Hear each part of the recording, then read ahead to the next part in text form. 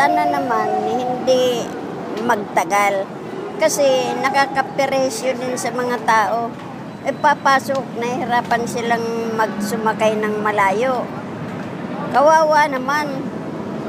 May mga trabaho rin sila eh. Dapat unawain nila rin yung mga tao.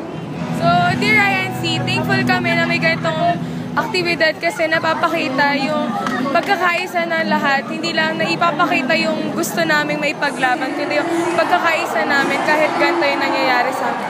Dear INC, maraming salamat po. Mahal na mahal namin yung aming tagapamahalang Pangkalatan, kapatid na Eduardo Manalo.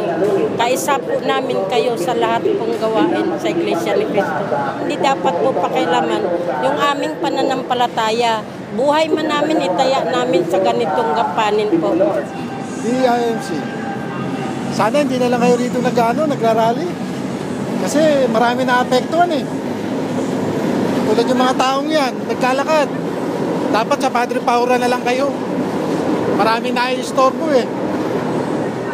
Dear INC, masaya na malaman na voluntary tayo pupunta dito to show our unity for the church and to show the government na para sa iglesia itong ginagawa natin. So, the INC, payapa pala na ginagawa yung vigils. At saka, masaya kami na magkakasama kami dito. Dear INC, hindi po INC, pero po, hindi ko po pinapaboran yung pagano po ng DOJ sa mga pinuno ng Iglesia ni Cristo. Kasi po, sobrang dami na po ng anong po ngayon natin sa Pilipinas. Dami na pong kinakarap na kaso. Bakit po yung INC pa po? Patuloy lang po nila nilalog mo yung kahirapan sa Pilipinas. Dear INC, ipaglalaban namin ang aming pananampalataya para sa'yo.